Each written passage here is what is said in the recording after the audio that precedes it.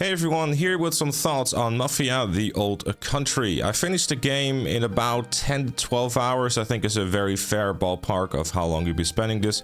Playing this on medium difficulty with trophies and achievements also being available for playing on hard difficulty, which will probably extend the game.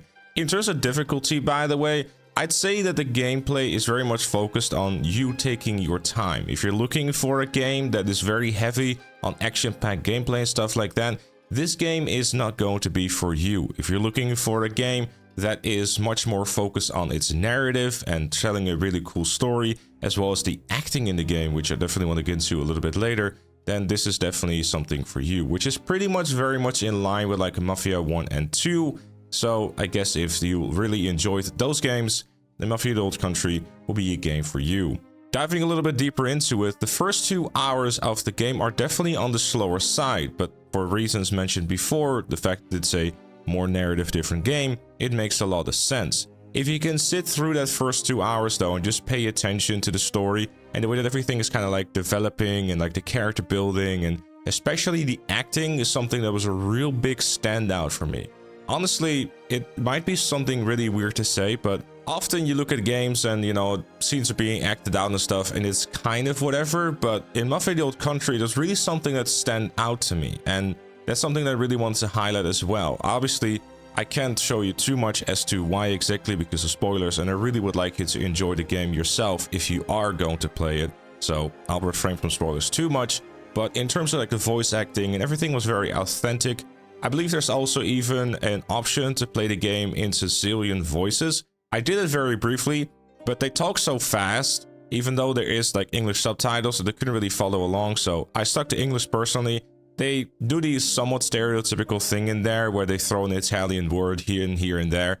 Personally, I didn't mind because I thought it was quite fun, but at the same time I've heard people say that it's a little bit off-putting. But the option is there if you want to play it in Sicilian if you want to do so. Obviously with English subtitles if you want to have an even more authentic experience. The vibe of the game is something that I also really want to highlight and compliment. Between like the world and the vehicles and the weapons, like everything just really feels very authentic, which is something that I really appreciated. Obviously, I couldn't possibly tell you how accurate like, a 1900s 4 environment of Sicily is, because you might want to call me old, but I'm not that old. Plus I'd be the oldest person alive as well, so that'd be impressive. It really is another piece of the puzzle that really helps like, carry the story forward and really helps make it everything like very believable and authentic, which is something that I really appreciated myself. Diving a bit more into the story, it can be a little predictable at times, but at the same time also not, if that makes sense. There are certain beats and stuff like that where you're like, okay, I could kind of have seen this one coming, but at the same time, even though you could argue that some of the stuff is a little predictable, it still is told in a very interesting and very well done way, especially again because of the way that stuff is being acted and the way that it was written. Like it's a very well written and thought out story and game, which I personally is honestly the highlight of the game. Like I said before. The weaker parts though is something that is very much worth diving into, which sadly is very much the gameplay.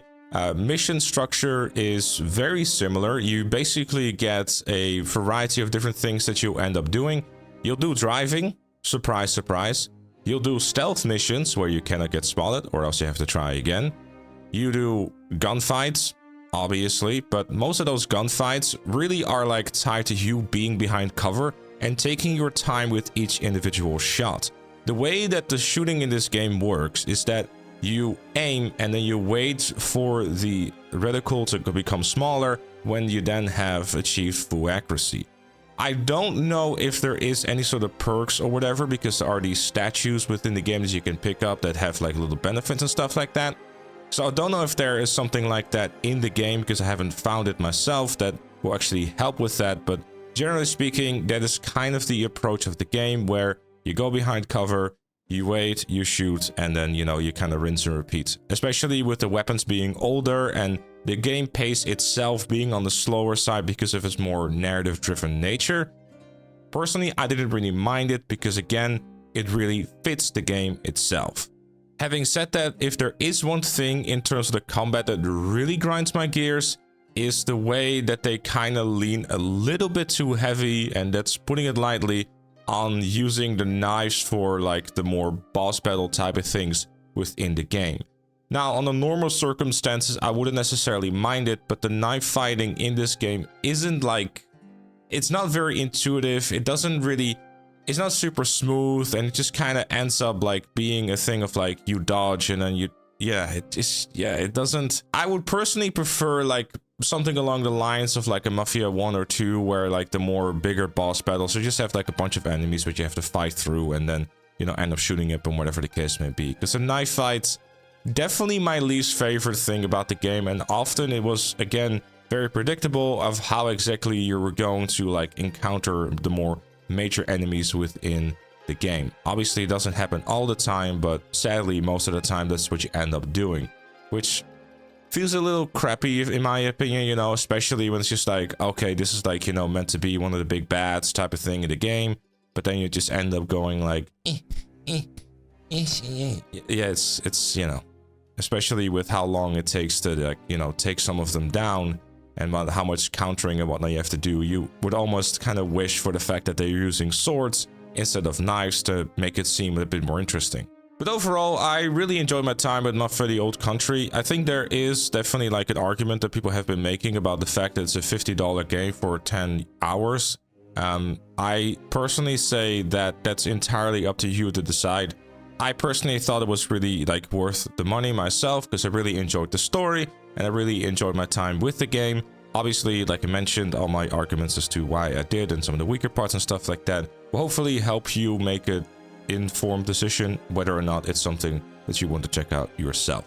Let me know your thoughts in the comments down below if you did play it. Please do keep it spoiler free, as I'm sure people are going to be watching this without wanting to see any spoilers or hear about any spoilers, because it would be a big shame, as the story itself is definitely a reason to play it. Regardless, that's it for this one. Thank you very much for watching, and I'll see you all later.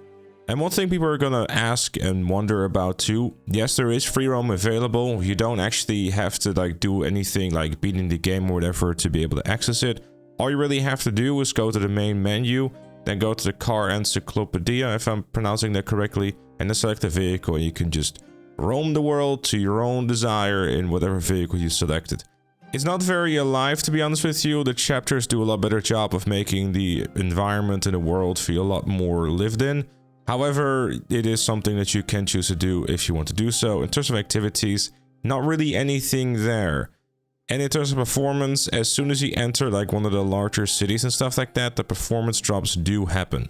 This is all recorded and played on a PS5 Pro, so keep that in mind. There are some 120 Hz options available too, but I haven't been able to mess around with that because I was streaming the game at the same time, which unfortunately means that I am not able to use that, given the fact the Elgato that I use has limitations with that. Thank you again for watching, and I'll see you all later.